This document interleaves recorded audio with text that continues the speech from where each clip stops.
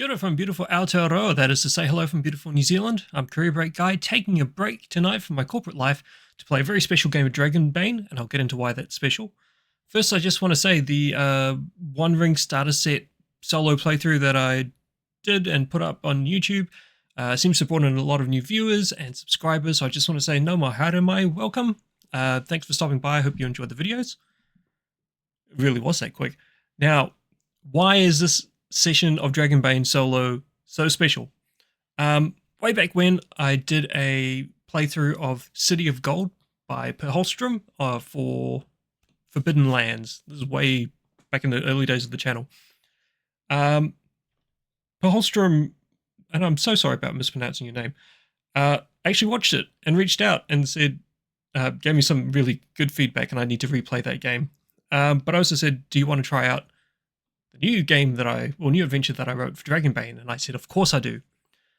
And so he sent through a copy of Drakborgen, the Secret of Ath Ungol. And I'm just going to stick this little picture so you guys can see what the book looks like. I've got the book here. So I'm super excited to play this. I guess I'll do a quick review. I thought that this was just a really, really thick, actually, adventure. Which would have been cool. But then I read it, and it's so much better than that. Oh, by the way, so this was sent, but hasn't asked me to review it, hasn't asked me to say anything, has asked nothing of me for this. I'm just really excited to play it, and this is all my opinion. So, what it is instead of just being an adventure like Path of Glory or even The Secret of the Dragon Emperor from the core rulebook, it's a modular castle. It's a magical castle, so that's how you can get away with it being modular as well. There's about 60 odd pages of pre-designed rooms, which you can mix and match. In each of those rooms, there's about 3 or so different scenarios of things that might happen that he's written. Then there's also rules for making random rooms, empty rooms, random encounters, random treasures.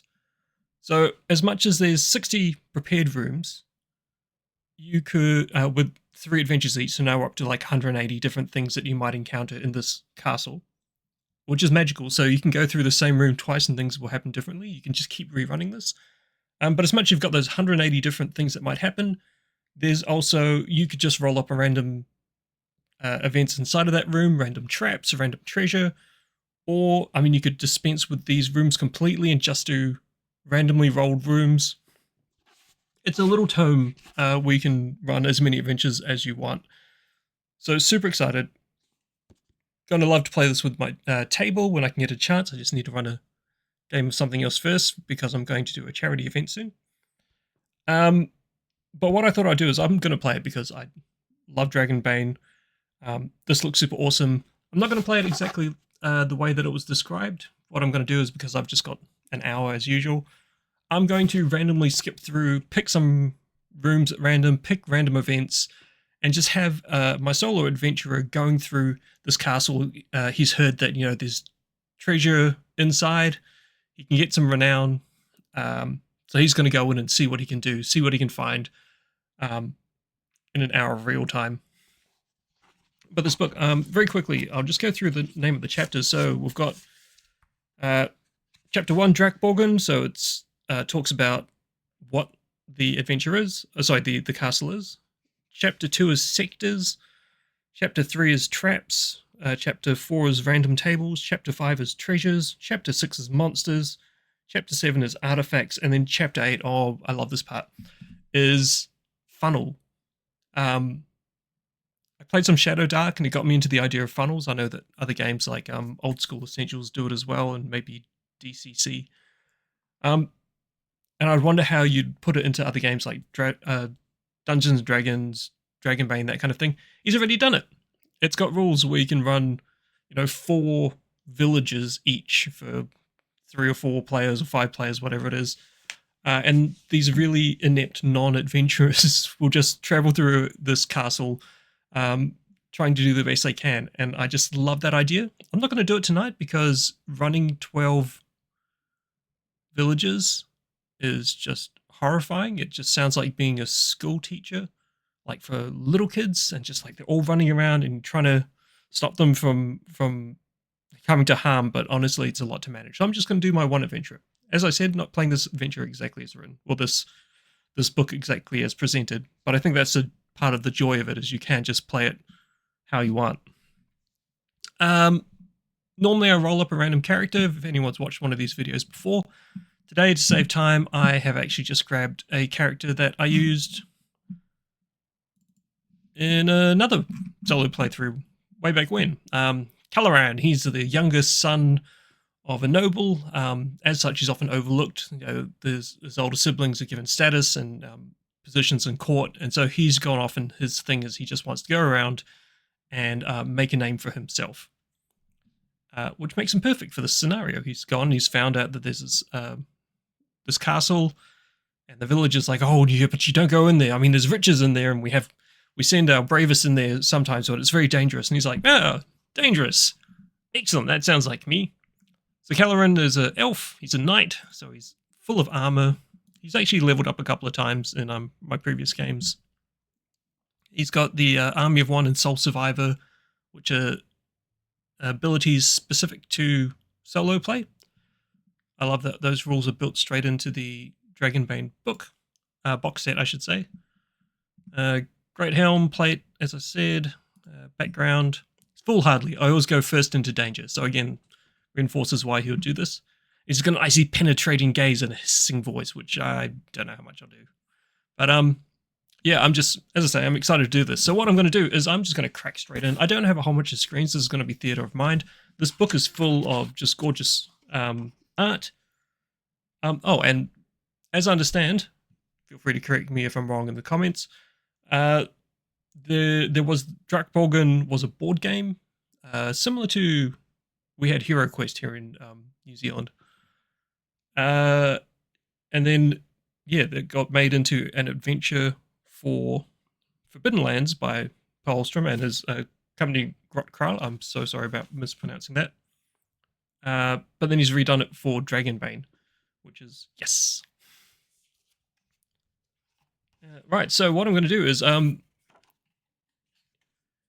Calaran has gotten to this village, as I said, and he's walked up, he's heading up towards this castle, and I am just going to read the first sector, and then I'm just going to start going to random sectors in the book.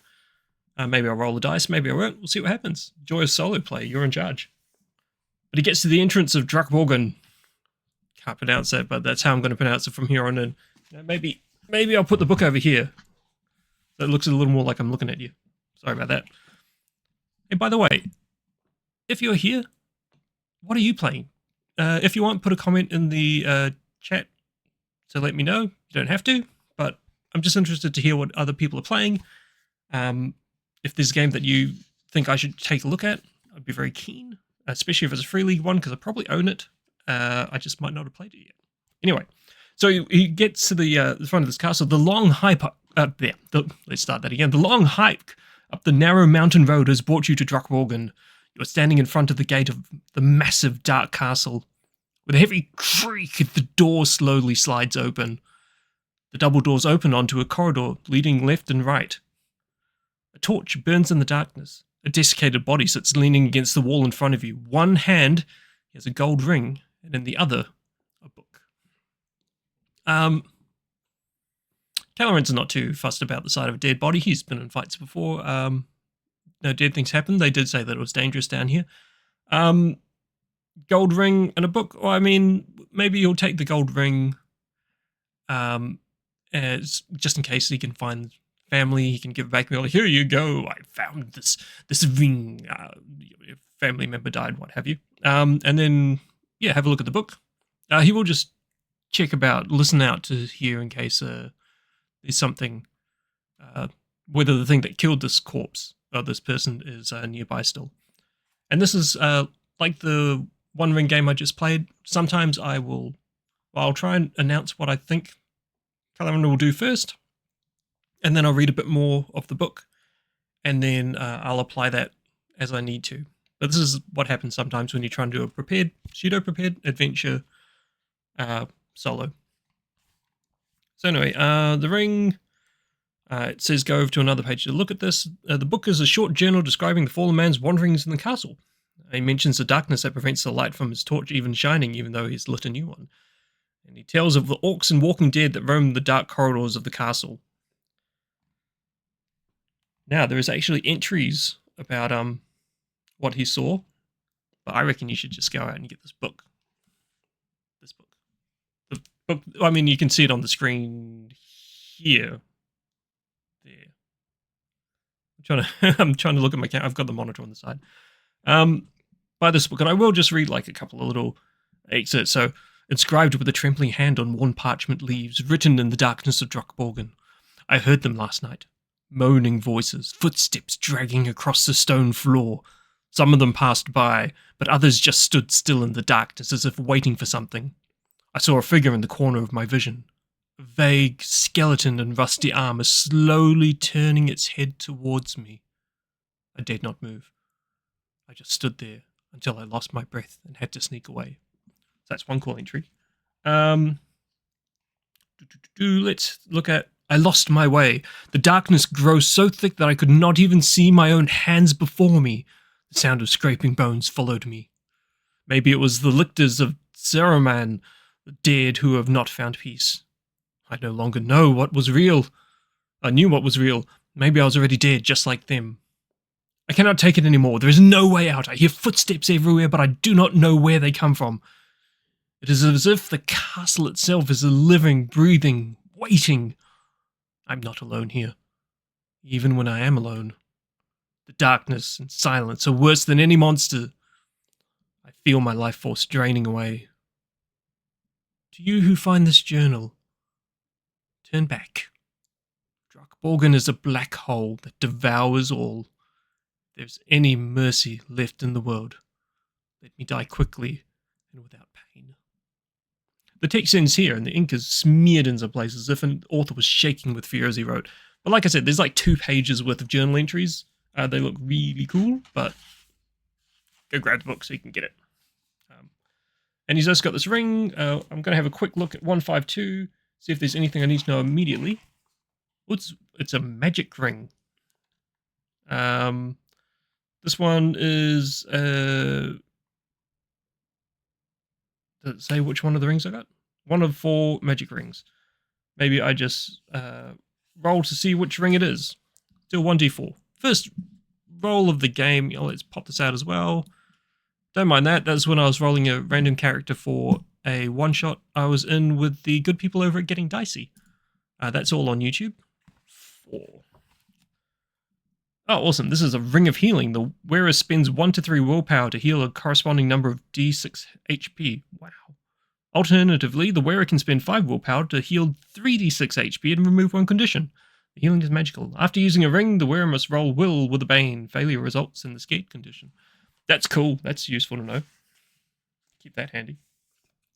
I guess he just kind of gets the sense of how he can use this ring. He picks it up, feels the warmth emanating out of it. Even as he puts it upon his finger, he feels maybe some loosening in some of his muscles. An old ache that he had from a previous wound just suddenly feels less, and he puts 2 and 2 together because he's not a dumb... No, he is a dumb chap. He's got intelligence 7. I just looked at his stats. Hey, by the way, speaking of Getting Dicey, which I will put a link in, they are just about to start a new long campaign of D&D. They're doing Frost of the Rime Maiden, and I mention this, 1, because I think they're awesome, you should watch it, but also 2, I've been invited to be one of the players. So come check us out Mondays at 8 p.m. NZ time, which I think is like plus 12 GMT. Right, so I'm going to roll the dice. As I said, there's about 60 things. I worked it out. If I do 1d55 plus 18. So is it /R 1d55 plus 17? This should return a page number, and I'll go to that page, and that's the next room that he gets to. 59. Wow, getting to it already. Oh yeah, so he takes this ring, he takes the book, he takes the torch off the wall. Now this game actually has a timer mechanic, like each turn that you do a thing, like go to a room, search a room, get into combat, it's 1 unit of time, and you have a limited number of time before darkness envelops the whole place, even torches, and if you stay too long, then you'll turn into a skeleton. But I don't expect I'll be there this long. As I say, I'm just playing a quick little game. Just want to share this. Okay, so, oh wow, okay, so what happens is he follows this corridor, the stone walls around him. The dust has returned, so that even the footprints, whether that person who he encountered the corpse of had been this way, you can't tell anymore. And I'm going to say that he follows these corridors, and they wind and twists, and there's various doors and empty rooms, which I could roll for, which is yes, but I'm just going to say that for the sake of time that he carries on. And it turns out that this particular path, when he turned left, goes down some stairs and carries on, and the corridor leads you ever deeper into the castle, sloping downwards until you lose all sense of direction.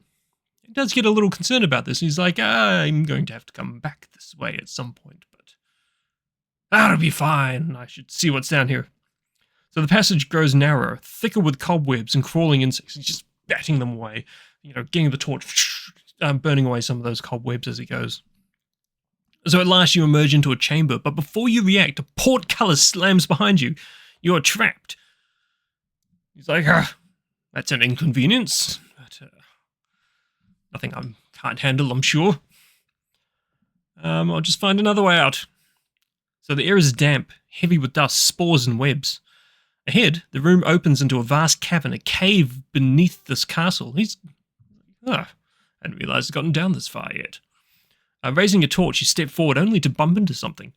Hanging from the ceiling is the body of a goblin, cocooned in spiderwebs. And in the darkness, something stirs, a clicking sound draws near. I should say that on all these prepared pages, there's just super awesome art. It's such a joy to read this. And I actually need to pick up a digi-copy. Anyway, so, yep, clicking noise draws closer. So what he's going to do is he is going to draw his sword. Shink! I believe he's got a sword. Yeah, broadsword. Shink! He's not going to be able to get his shield out, but you know what? He'll make do. Because he's got his torch in one hand and shield in the other, and he can use the torch as like a small club that does fire damage. He says, I come out! I know you're in here! Face me! Although you probably don't even speak common. Ha! Mindless beast. So this is the lay of the mount. Mother Spider. It will try and eat the adventurers. This might be a really short episode. There are many treasures scattered along the chamber, covered in spiderwebs. Combat begins. Yes! Okay, so what it is there's treasure that I can find, but also the Mother Spider is a special creature, page 130 of the book. By the way, this book is like 170 odd pages. Such value. 130. So I know I'm saying I'm talking it up a lot, but it's because I'm honestly excited about it. As I said, I wasn't asked to say anything about it. Wasn't even asked to make this video. I got to share it. I'm too excited about it. Anyway, it's been a long day at work as well. I just love the idea that I get a chance to stop and play something fun. And I love Dragonbane. So, giant spider, the mother spider, the mother spider. So this is, you know what? Have we got a giant spider that I can grab? Spider. Giant spider. This is not exactly the giant spider you're looking for. Calaran! Giant spider. Can you guys see them up there? Yep, nice. What's the stats on it? Because this has got stats in here. So Ferocity 2, that's the same. Size enormous. I can't be bothered making it big. Just imagine that it's huge. Movement. This one moves a bit faster. Armor of 1. You know what? We can actually just change this. Not that I'm going to have a gridded map, so I don't really need this. We're just theater of the mind. Armor 1. And it's got sensitive eyes. I wonder actually if he would know this. I'm just going to do a beast lore. See if he knows some of the stuff about this creature. Pew! No, so he failed. Just in case you're new here, Dragonbane is you have all your skills, your numbers. So for instance, you can't see that past my fat head, 8. So you roll a d20, you're trying to get less than this number. If you roll a 1, that's a dragon. Something awesome happens. If you roll a 20, that's a demon. Something awful happens. Anyway, I rolled an 18, so that he doesn't know about the sensitive eyes. And then there's a little thing that's got an egg sac that happens when it takes 32 hit points of damage. We'll get to that. Right, so in the meantime, let us get into combat. Let's see if I remember how this works. I was playing Dragonbane on Roll20 recently. Now this is Ferocity 2, so it gets duplicate, and we'll duplicate him. And now let's reset initiative deck. Begin combat. All right. So what happens? Dragonbane, you all draw a card. 1 to 10, the lowest number goes first. You can swap, and you only get 1 action per turn. So it's kind of cool. You got to be a bit tactical sometimes. But the giant spider goes first, and so it is going to roll a d6 to find out what attack it does. I'm picking it's not the same attacks as is on here, which I can't even see anyway. 36 health, 42. Big mama. Right, so let's get a d6. I've got the booklet which tells me the different attacks that it does. A 4, a bite. The mother spider's massive mandibles open and crush a poor target within 10 meters, which, you know, it's come down, he's charged towards it, it's charged towards him. I'm going to say they're in melee combat already. It deals 1d10 damage, and a target hit by this attack risks damaged equipment. Roll an attack with 2d10 against a drawn weapon. Oh, man. He is going to... How much damage can his sword take? Broadsword... Durability 15, you know what, that'll be fine. Yeah, so he's going to wear it. He's going to just take this attack because he is too busy. He's too interested in attacking, so he's going to let it bite him. So it's really close and he can start sapping in the head. So anyway, 1d10 damage. He is going to take, of course it's a big number, 8. 8 damage, however, he has got armor of 8. So he takes no damage, which is convenient, but he does take 2d6, 2d6? 2d10. 2d10 damage against a drawn weapon, which is his broadsword. His broadsword takes, please low numbers, 12. That's awful. Why? Game, must you hate me? Is down to 3. Do I just put it there? Effects.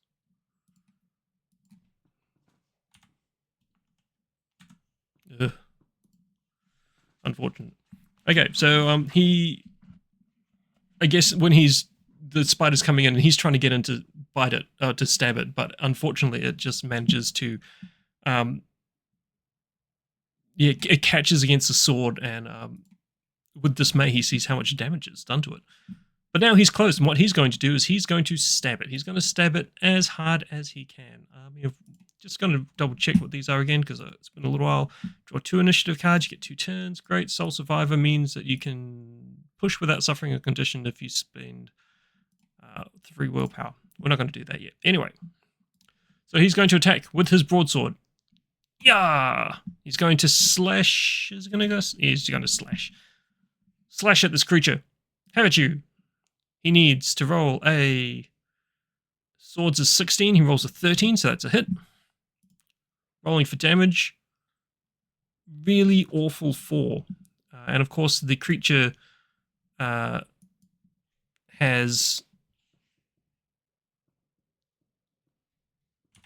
armor, so it goes down to 3. Oh no, it should be on 39. You're not that badly hurt yet. And then he's going to, on his second turn, strike it again. He's really going to try and end this fight. So again, needs a 16, rolls a 7. Please a little more damage this time. This time, oh my gosh, only 6, which is 5 more damage. So 34. Just double checking when it's taken 32 damage. Okay, so when it's down to 10 hit points is when something else happens. So yeah, the creature bites. It catches a sword, puts a giant great nick in it, but then he manages to keep himself free. The mandibles are crushing against his armor, but aren't piercing, and he's just like stabbing in the face, like slashing away, trying to get at it. But now it is the great spiders, or giant spiders, second turn. The mother spider. I'm going to roll a d6.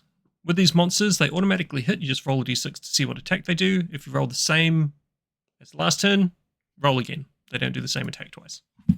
You can also, as the person running the game, just pick an attack, but let's see what happens. Shadow Web. I rolled a 1. So the mother spider... The mother spider spins a dark, nearly invisible web of shadows around an unfortunate adventurer within 10 meters. Well, it's going to be him. If hit, the target is entangled and cannot take actions except to try and break free with a successful strength roll with a Bane. Others make assist. The attack deals 2d6 crushing damage and causes 1d6 loss of willpower. Well, he can't evade because he has already skipped his turn. Oh, sorry, used his turns, I should say.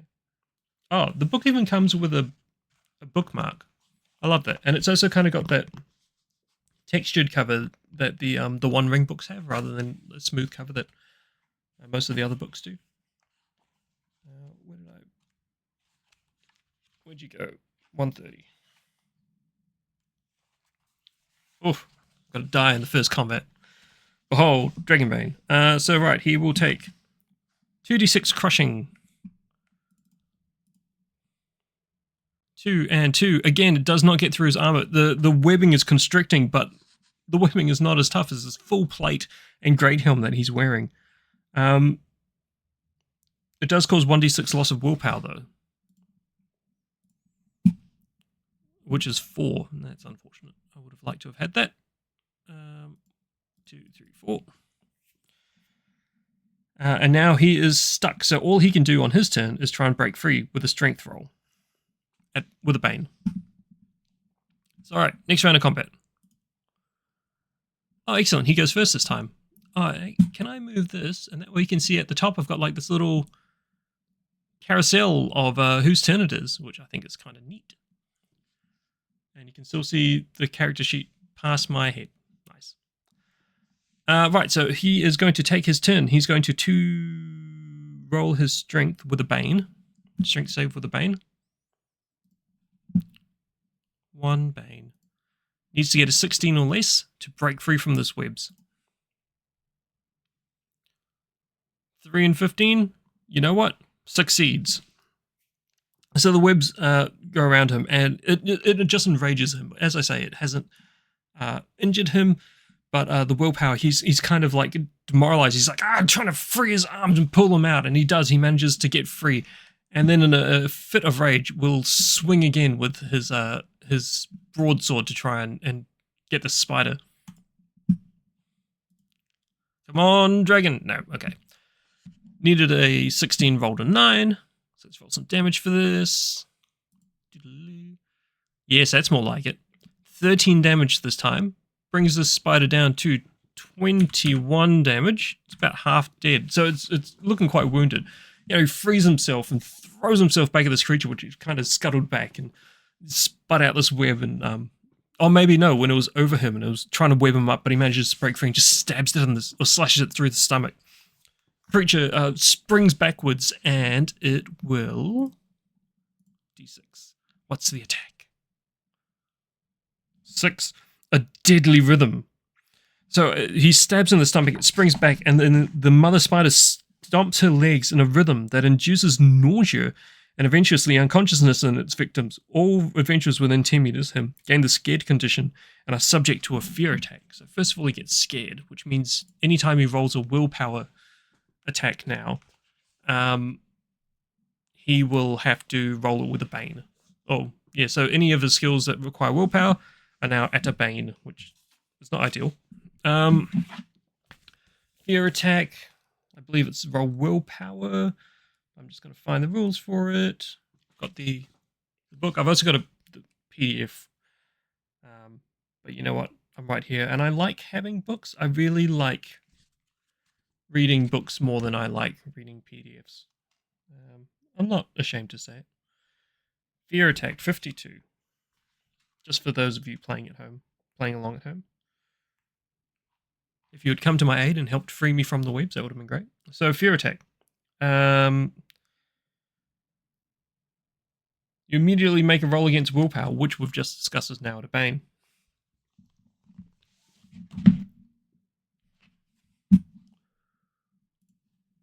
So I need a 12 or less. Oh, man, that's annoying. I got a dragon, so it would have been amazing, but I just got an 18. You know, I'm going to say that he just... I'm going to say that it makes him angry, and he's going to push the roll. He's annoyed that, you know, this thing is trying to stomp him out. 5 and an 11, so he does succeed. So I'm not going to roll on the fear table. Not this time. But yeah, as I say, he's annoyed by this spider. He's scared, but I guess he's also maybe angry at himself. Giant spider's second turn. It rolls a 2 for the attack. I like that these are all attacks that I haven't... Like, we're getting attacks that we haven't had before. Leap and crush. So it dances out this rhythm, and he's just kind of staggering. And whilst he's staggered and trying to shake himself out of it, the spider leaps into the air and lands on an adventurer. The target is pinned beneath them, the mother spider, and can only attempt to crawl free with a bane against agility on their turn, or hope that the spider moves away. The attack deals 1d10 crushing damage. So how much damage does it do? Oh, awful. Okay. So it lands on him, and this time he can actually feel the plate armor buckle as he takes one wound. Yeah. And now he's trapped underneath this great creature unless it moves away. It is his turn again. So what he's going to do is, I guess he has to try and get free, because it says that's all I can do. I can either only attempt to crawl free with the bane against agility. He's got agility of 13, so I need 13 or less. Oh, I forgot that I was allowed to push before without taking a condition because of my ability. Anyway, on this occasion, he rolled a demon. If you roll a demon, you cannot re-roll. So he just straight up fails this. He can't get out on this turn.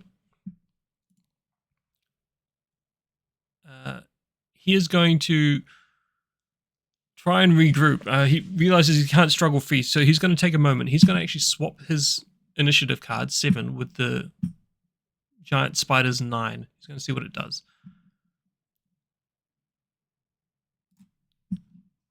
And the giant spider rolled d6. Let's see if it gets off him. That's what I'm hoping. A 2. Well, we can't do a 2 because it just did a 2. Does a 6 instead. Deadly rhythm. So okay, I'm going to say it backs up a little bit and it stomps its legs again in that rhythm to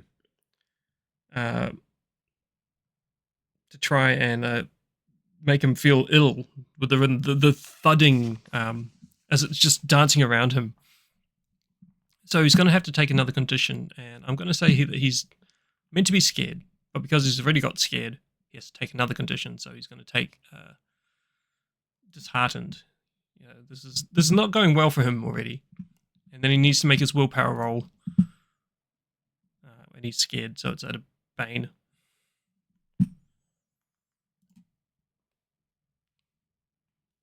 Needs a 12, fails those. I'm going to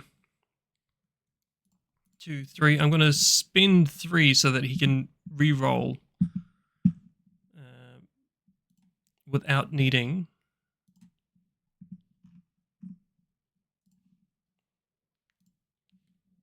How do I use it? Maybe I can't use it.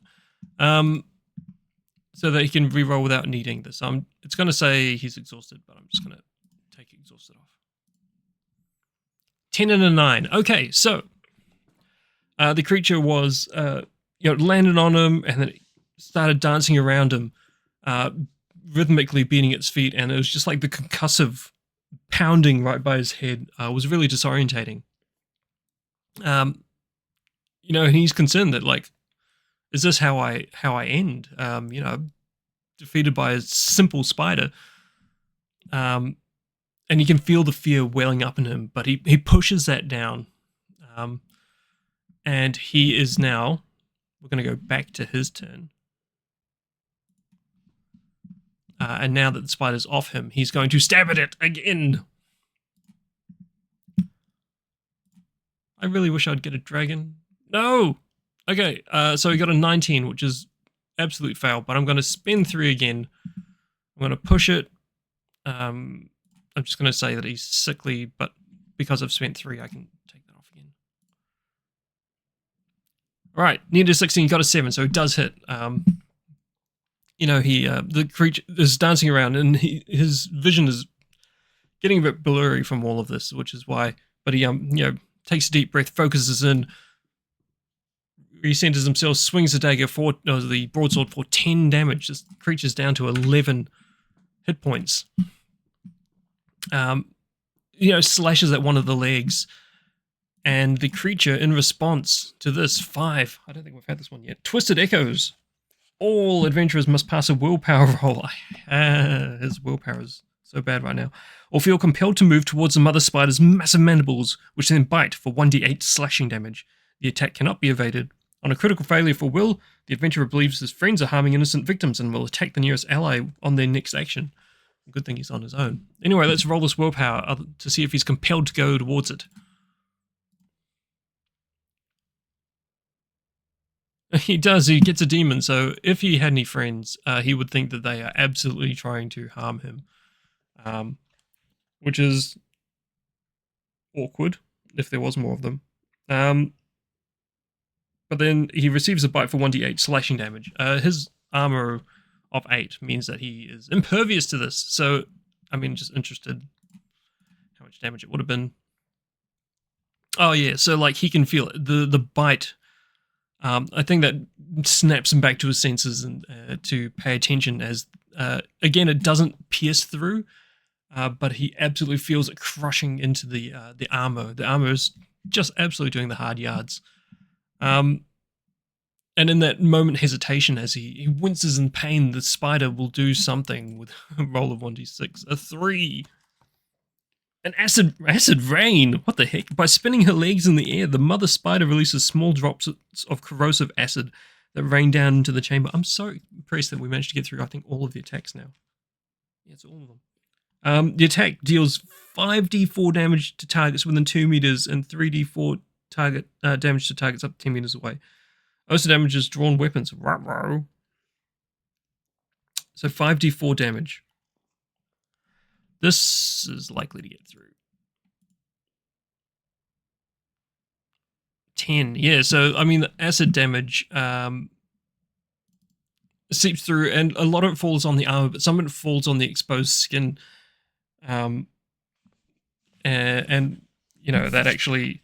You smell the burning, skin, and absolutely feel the burning skin. I'm just going to double check weapon damage, damaged weapons. Because, man, that is... Otherwise, his sword is gone, and I really would have loved to have kept that sword. Because he's using that for stabbing. Weapon damage, durability. How much can parry? Yeah, I guess it's just as his weapon is busted. Parry on page 46. No one ever parries in Dragonbane in a game that I've played. Don't know why, everyone just dodges. Parry. Dodging, rolling, parrying, damage, durability. If your parry succeeds, hits, an enemy attack hits your weapon or shield, suffers damage. However, if it's damaged... if it ever runs out of durability, its damage and cannot be used until repaired with a crafting roll. So his sword is, the acid cuts into the handle, hilt of the sword, and he drops it to the ground. And he's still got this torch in his hand. And so what he's going to do is he's just going to roll to whack him with a torch, which is a... What is it, like a hammer? I think it's like a hammer. Which will do 1d4 damage. Oh wait, you know what? Double checking the rules, torches. I feel like it did say that it is can be used as a 1d4 weapon somewhere. Torch. This would be a good time to have just read the PDF. But that would be too easy, wouldn't it? Torch. Here you go. Used as a weapon. It might go out. Alright. Anyway, let's roll hammers. Oh wait, sorry, his turn. Needing a 7, so much harder to hit with this. He really just swings it around in front of him. And just trying to fend this creature off. Does he have any other weapons? No, he really doesn't. I'm going to say that that's down to... Oh, it's broken.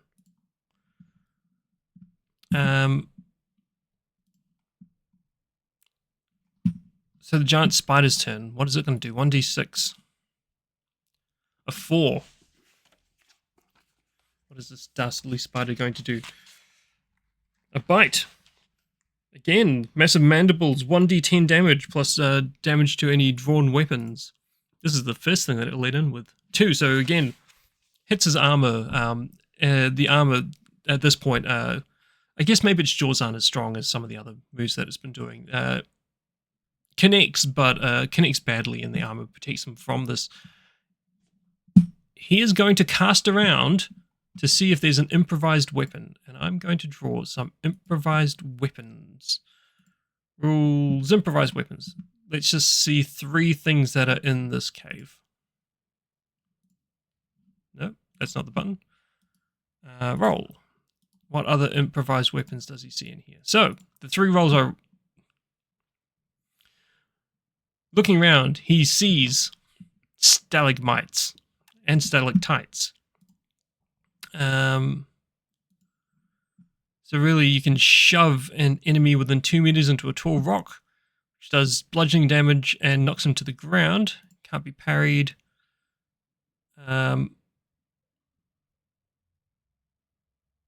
Yeah, so the creature has just bitten him, and he is just going to kind of roll backwards, and he is going to kick with his feet and just try and yeet this creature into a stalactite. It's quite a low-hanging one. Does 2d6 piercing damage and ignores armor, and I realize that I haven't been ignoring armor for some of his other hits. Arohamai, I'm sorry. We'll just skip past it. Anyway, 2d6. Big numbers, big numbers, big numbers. 4. Not quite big numbers. So we've used stalactite. We know that there's 2 stalagmites in this area as well. Anyway, this creature is on its last legs. It is going to do that thing that it said. There was something about an egg sac. So when the mother spider has taken 32 hit points damage, her egg sac will rupture and D3 spider swarms will fall out and they're hungry. Oh, no. This is not going to go well for him at all. Spider swarms. Spiders.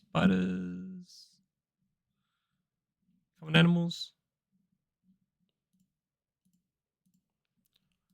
Bestiary. No, not there.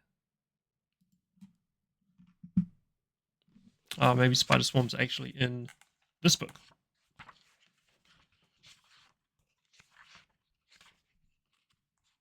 Orcs, skeletons, goblins, other crazy things.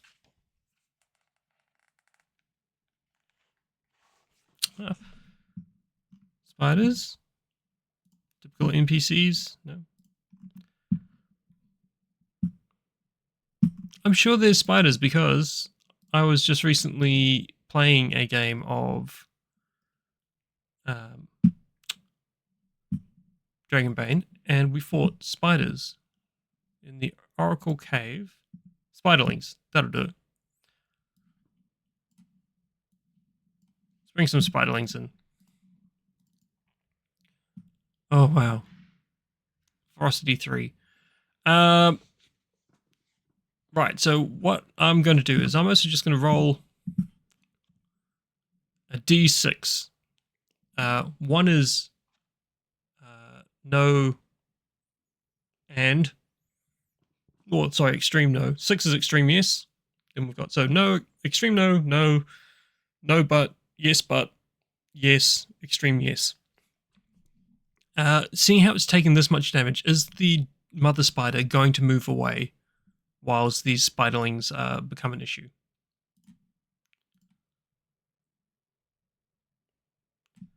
Yes, but.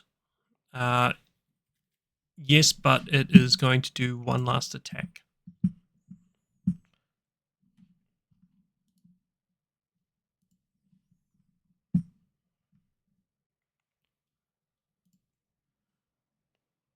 Oh, next round. Alright, so these spiderlings, what do? They are going to... is it going to attack? With a random attack? So the spider swarm targets an unfortunate victim, which would of course be poor old Calaran.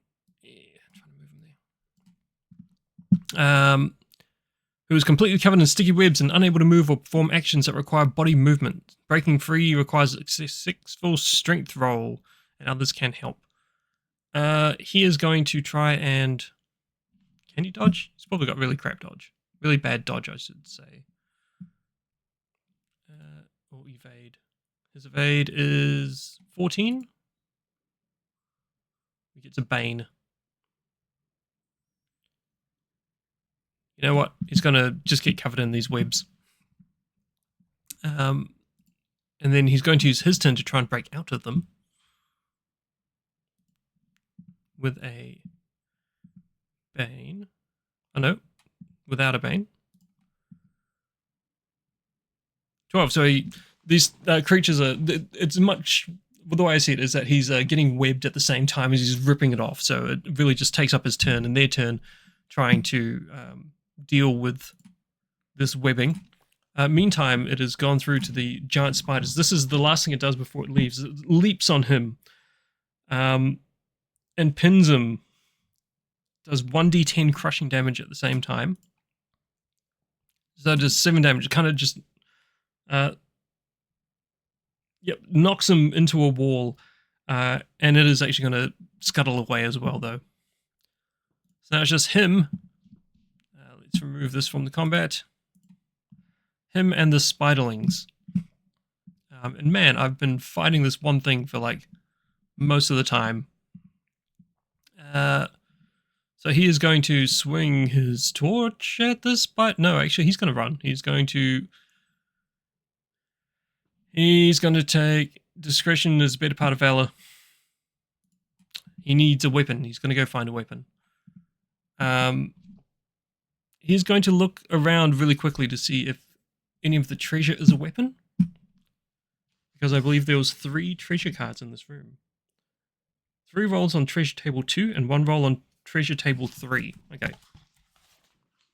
So let's just see what he can see, first of all. Treasure table 2. 3 on 2 and 1 on 3. So 3 on 2, and this is a d20. 1, 2, 3.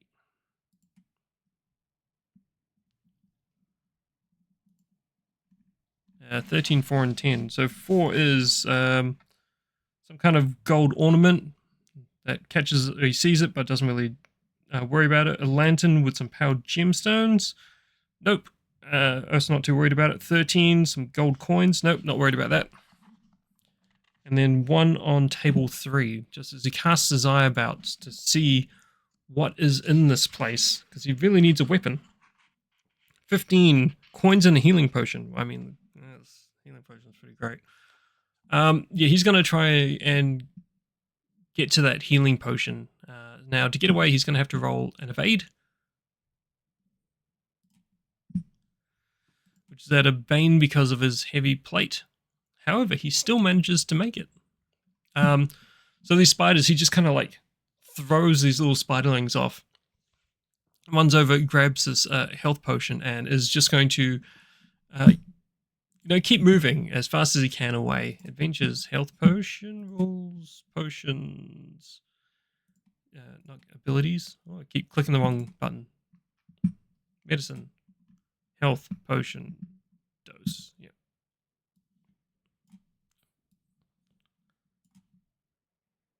No, don't want to give it to the spiderlings.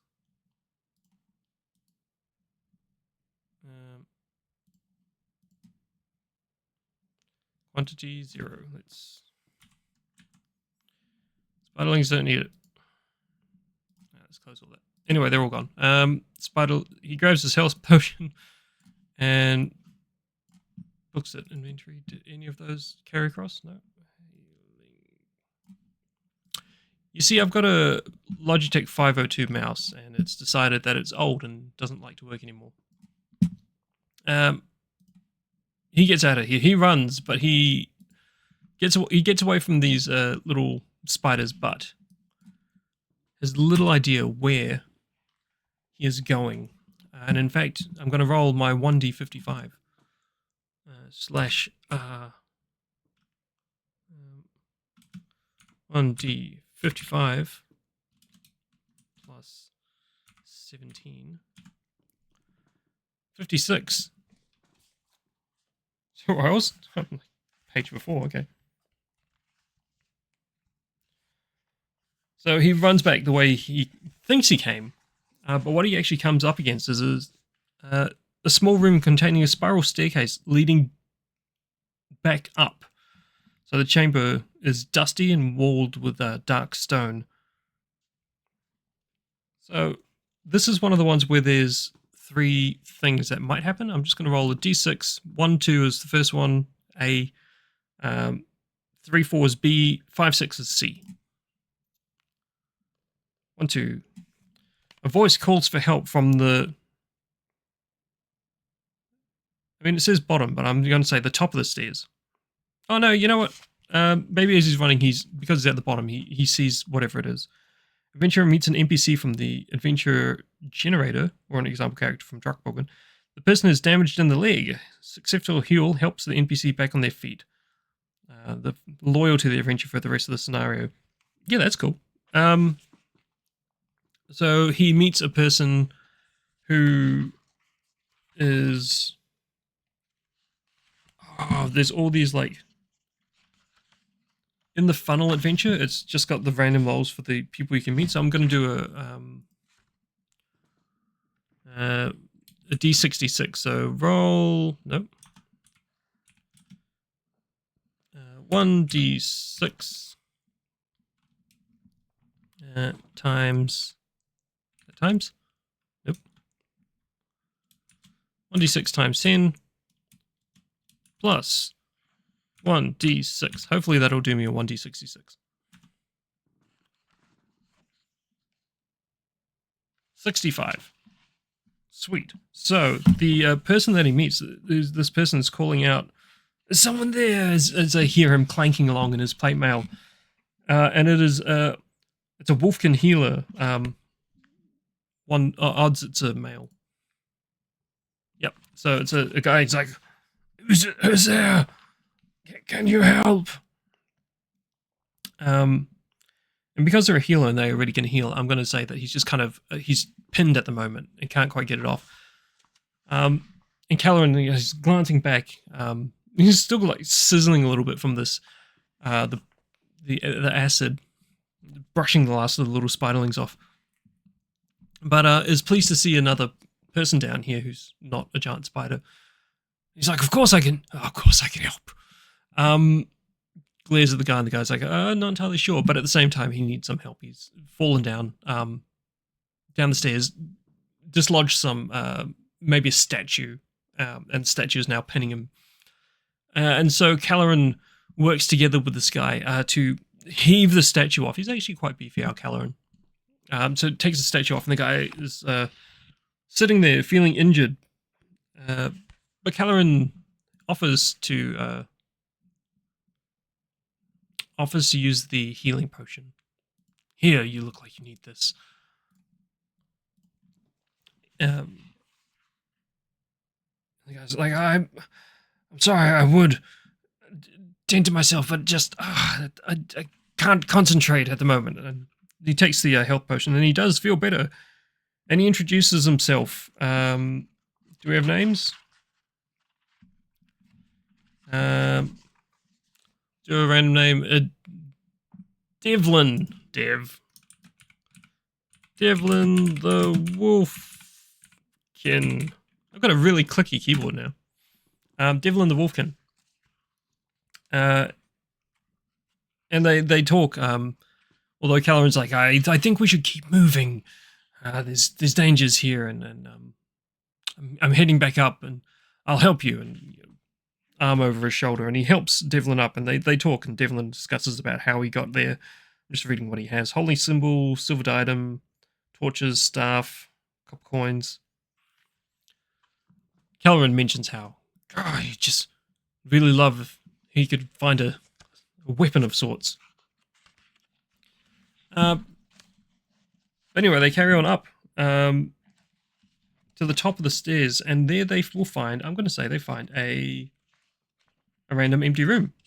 I'm going to roll what this random room is, because we've got tables for that.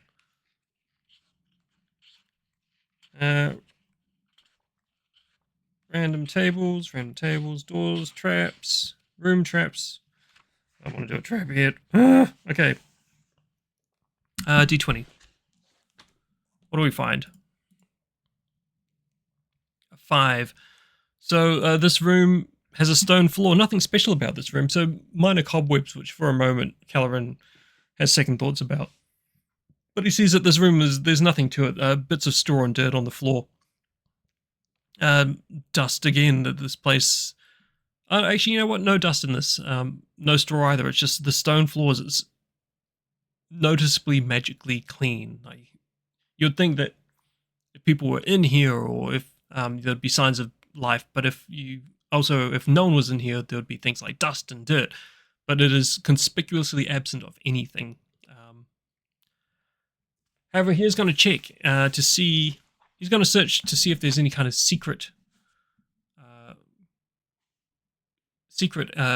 passages in the wall or anything like that, because conspicuously empty rooms they incite a large degree of suspicion. I'm going to D6 it again. 1, 2, 3 was no's.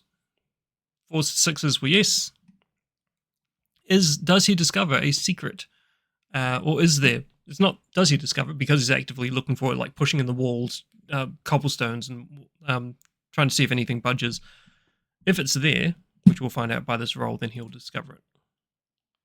2. So no, there's nothing. He pushes and pushes, and he just bangs his hand against the wall. He starts banging it across lots of places. It's like, I just want a sword. And he looks at this sword that he has, which is damaged. You know what? I wonder, does this other guy have any crafting skills? Our healer? He probably doesn't. Wolfkin healer, no crafting. Caloran, though, is gonna say, hey, look, you keep watch for a moment. I need to see if I can, maybe take a strip of leather to bind this handle and shave off some of the edges of the sword. I just need to be able to get this to work in. So he's going to do a crafting. He's going to do a really just average crafting roll, hoping beyond hope that he can, it's close, but not quite, get it to work. But unfortunately, he can't. So he's going to have to continue through. And you know what? Let's see. Maybe we do another random room, and then I'll do a random event just to use more of this book, because it can. You know what? We can even do what kind of door we find. So I think if you're running a game of this for people, you could just the the way it's actually meant to be is that you pick a few of the predefined rooms, and then you create a few rooms around those. Like you draw the outline of a castle, and then just stick these different sectors in, and have your players go from sector to sector. I'm doing it really ad hoc, but then that's just kind of how I do solo games. If you've watched a couple of videos, I'm the only one I need to impress with this. Room 4, so he just finds a standard door at the end of the standard room. And as they carry on down the corridor, the next room that they encounter, and the room, it's slowly sloping back up again. Oh dear. When they eventually, they carry on through these corridors and they wind and wind. The next significant room that they find, and the issue that they find, is that the floor has actually collapsed, and light is visible below. So it's going to require an acrobatics roll to leap over this hole, and a failure will mean a 10-meter fall, which puts them back underground. Now Caloran is wearing this plate armor, and he is just not interested in removing the plate armor, and he's discussing this with Devlin. And Devlin's trying to point out that, he's injured, he's in plate. This maybe isn't the best way to go. So, you know what? Devlin has, I'm just going to say, he's got some, his staff, 10 meters. They are going to cast about in this room, and I'm going to see what random stuff is in here. Let's see if there's anything that will help them get down without dying, because dying is pretty awkward. Treasure, treasure table 1, shall we say? What kind of things are in this room? So casting around, they see little bracelet amongst the debris. Anything else that's interesting? 15. Some silver coins, 3d6 silver coins. I'm not even going to bother rolling that. I'm going to pocket that. Devlin is going to say, well, look, we need to get down. So what we'll do is, using your staff, I'll hold the staff, you hold the staff, you climb down the staff as far as you can go, and then you drop down, and we're just going to have to go one level down and try and work our way back up. And Devlin is not impressed with this at all. Caloran is very persuasive, though. So he ends up levering him down, and Devlin does fall and land awkwardly, but, other than some muttering, is otherwise fine. Caloran now is going to try and hang and drop, which does mean he's going to take a fall of roughly 8 meters. I forget how falling damage is done. D6 per something? Falling? 53? Page 53 of the rules. Falling. D6 bludgeoning damage equal to half the height of the fall in meters rounded down. Ooh, okay. So he's going to have to roll acrobatics. But otherwise he will take, because it's about 8 meters that he's dropping, 46. Oh man, it's going to knock him out. Alright, acrobatics. With a bane.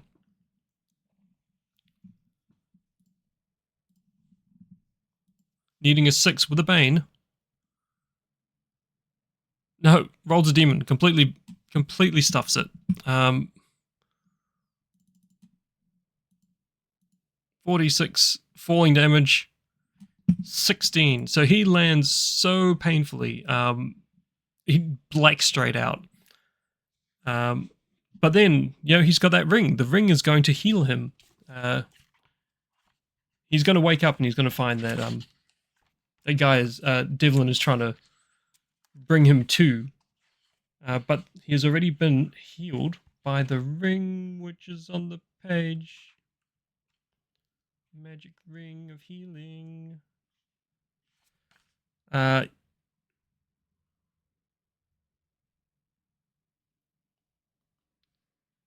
So I'm going to say it does. It takes. He's only got 2 willpower, so it takes his remaining 2 willpower to roll 2d6 worth of healing. And this is going to 7. It's going to astound. 7 means he should be on 7. Astound Devlin completely that he has just kind of woken up on his own. Oh, did we make it? And Devlin's just like, what happened? He's like, I don't know. And then he can feel the warmth coming off his ring. But you know what? Let's see what this room looks like. I think we're just about at the time that I normally wrap up. Let's roll a random room again.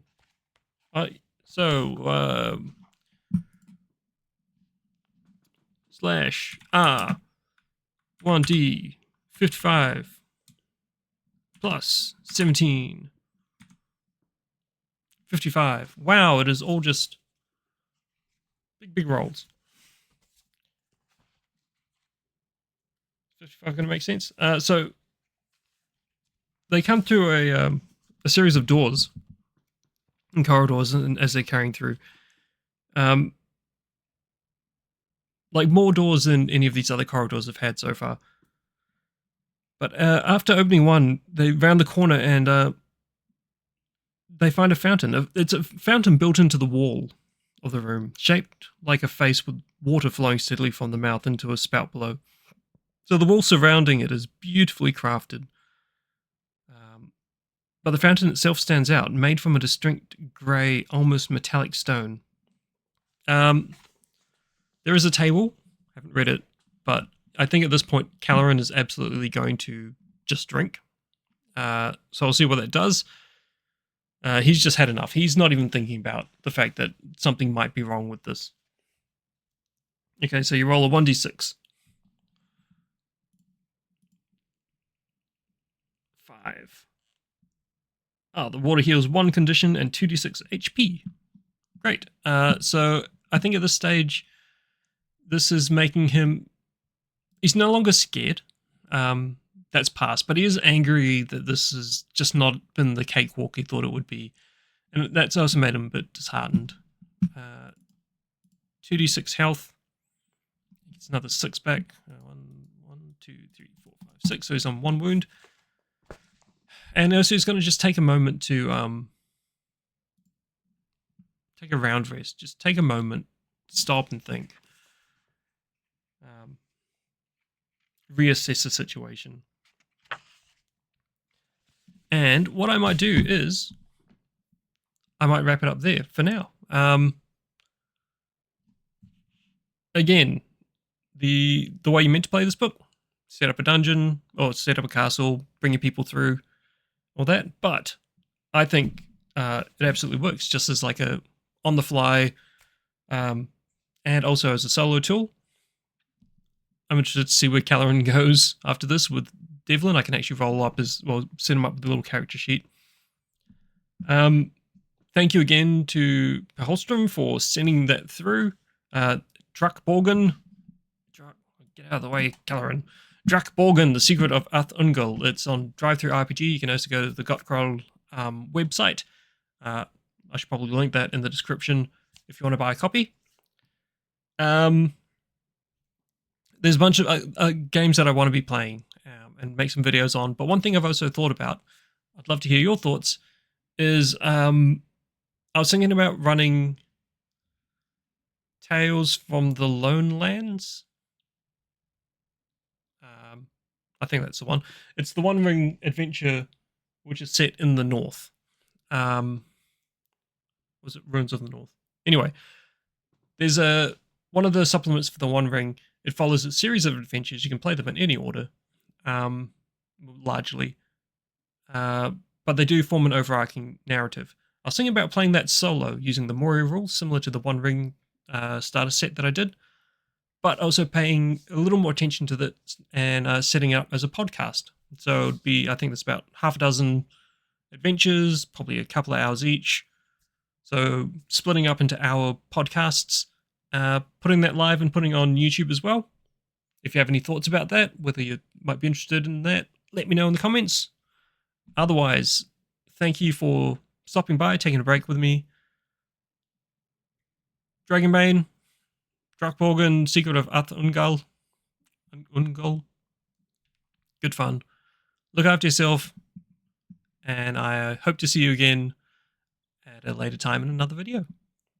Ka kite.